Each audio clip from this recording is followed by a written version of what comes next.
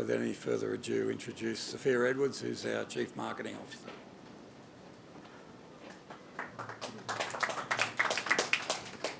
Thanks, Jared and Nick. So I'm going to run through the Nbryo platform in a little bit more details, and if we just go to the next slide, thanks, Emily. So this is the just rough outline of my presentation today. Just put a little bit more context around why the Nbryo is such a powerful thing in terms of starting the production system. Talk a little bit about the industry challenges, and I'm probably not going to say anything that you guys haven't heard before, but I think it really frames up why continuing as business as usual and the time frame that we have is just not going to deliver solutions that the industry needs to be.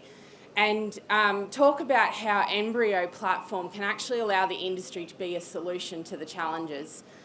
We'll step through the Nbryo platform and just explain with that platform and the 4 pillars of that at how that we can achieve 7 years of breeding within 7 days. And then a little bit where we are commercially as a business right now. So if we just... So what's really interesting about the in vitro embryo production, and I probably didn't explain a little bit about where I've come from. My background has been all about delivering assisted reproduction to beef cattle producers, and previously that was fixed time AI.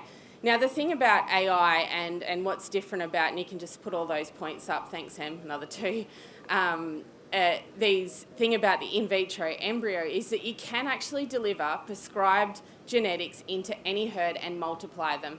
If you're using natural mating, if you're using AI, you can only contribute half of that genetic gain to the herd. And so what you're able to do then, and what's different about the IVP embryos, the in vitro produced embryo, versus what you guys might be used to as a MOAT or your traditional embryo transfer, is that you're really stuck with that embryo once you get it out of the cow. You don't have the ability to do all the cool stuff that in vitro production allows you to do. So we can actually influence the breeding decisions at the embryo stage with the IVP embryo. And then with the suite of technologies, we're able to rapidly impact the industry by that value that it brings. So yes, there's plenty of assisted reproductive technologies out there, but I don't believe they're as powerful as the in vitro embryo. So a little bit about the industry challenge that's ahead of us. And as I said, this is stuff that you guys have probably heard before, but I think it's great to frame up the challenge. The livestock industry is actually incredibly important for food security globally. It contributes nutrition and GDP to about 2 billion people. But we know that our industry is under threat.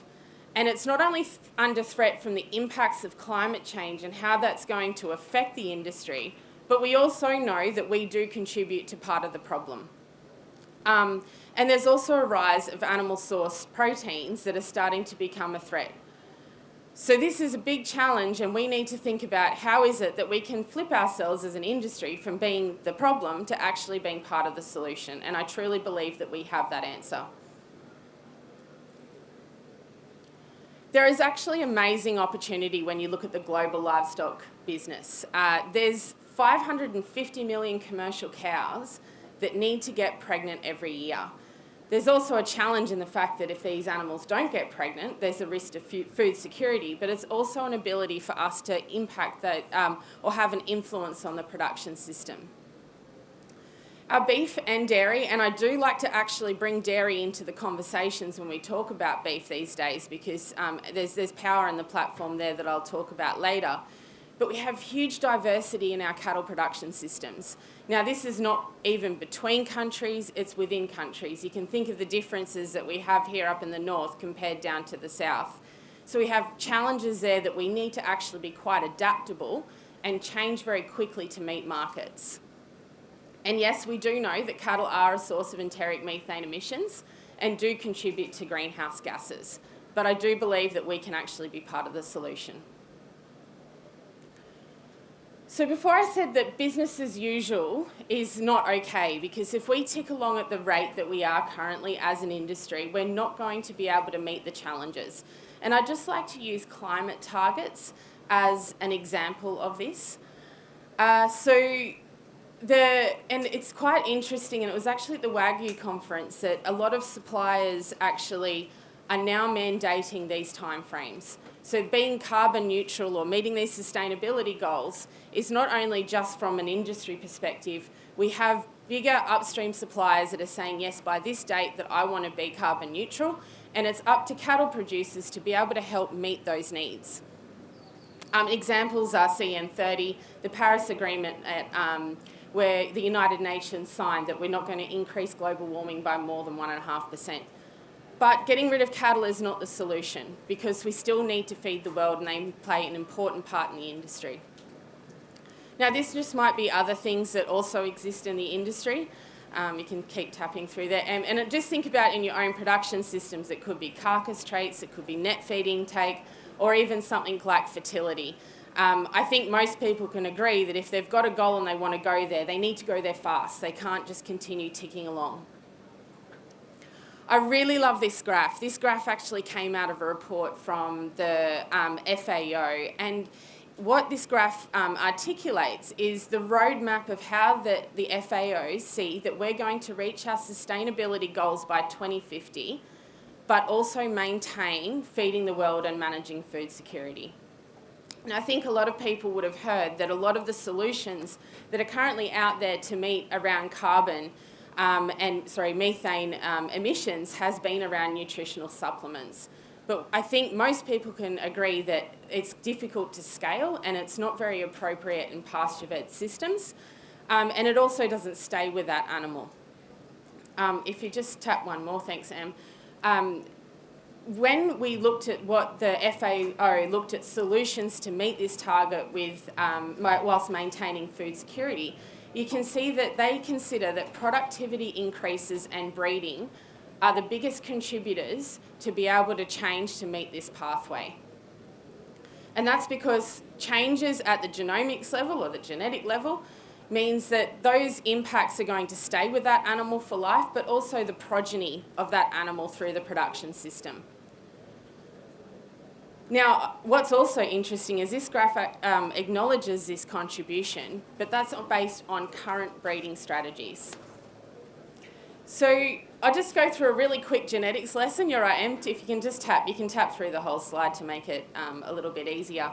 For those that don't know too much about genetics, but essentially the rate in which we can increase genetic gain is around how much selection intensity, the selection accuracy and the genetic variance we have in a population, and then how quickly we can turn that over.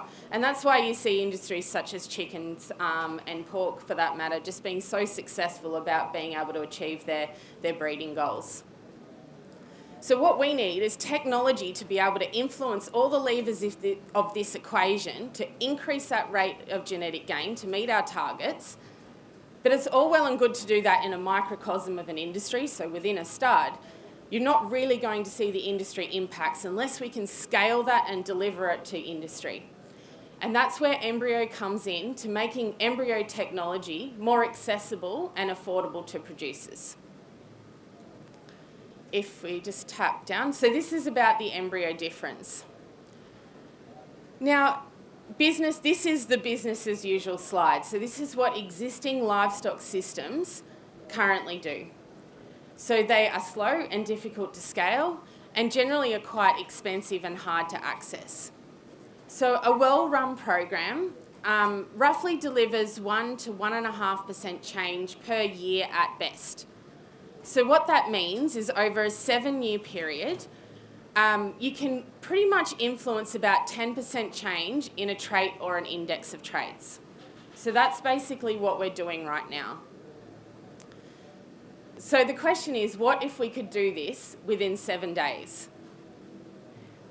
And this is where the Nbryo platform comes in.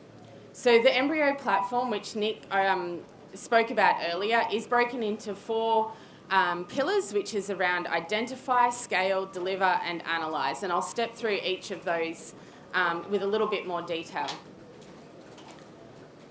And I think Nick explained quite well about the power of being able to identify and start the production breeding system at the embryo stage. And anyone who has breeding objectives knows that this is the 101. Now, currently, yes, if we just go back, currently There are technologies that do exist that enable you to screen embryos. However, they're not scalable, they're slow, and are generally associated with some embryo loss. So with the embryo technology, we look at being able to bring rapid, real-time analysis of embryos. And then once we select those embryos, we then need to scale them. So we've applied the intensity selection in the dish, but then again, unless we are actually rapidly disseminating them through the industry, we're not getting the impact.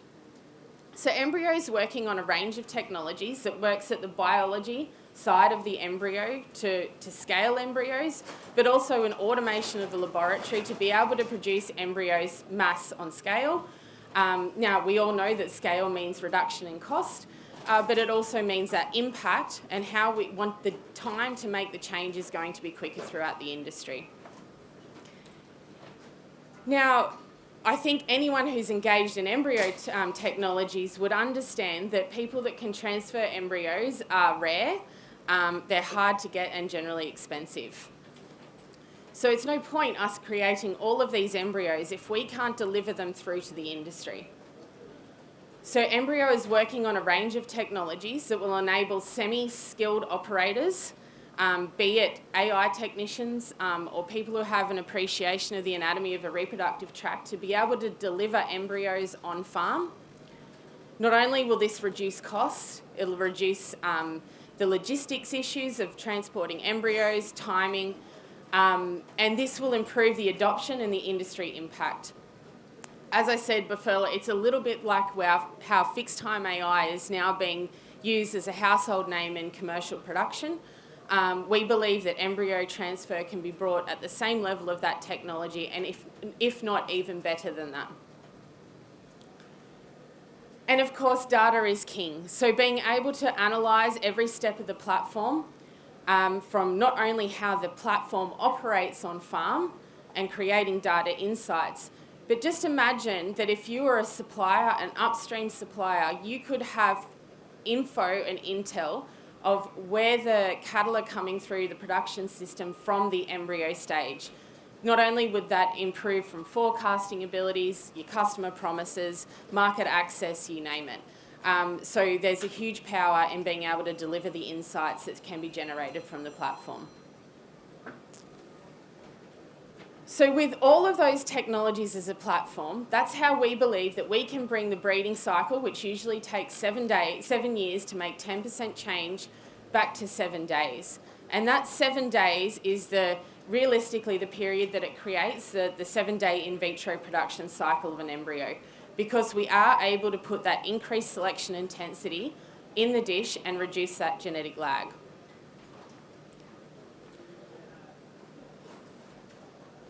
So where are we now as a business? So commercially we are, and I'll say commercially in inverted commas, we are at the starting line. And although as a business we have had such a strong R&D background for some time, we are now starting to deliver those services to the industry.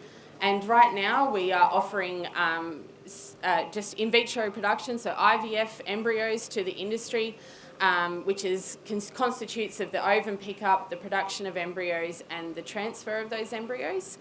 As time goes by, we will continue to release snippets of the platform, so we're not going to wait till we develop the whole thing. As technology comes to commercialisation, we will deliver that to the industry, and each phase of those technologies that gets delivered is focused on bringing embryo production to make it more affordable and more accessible to producers, with the target of being able to deliver it to commercial production.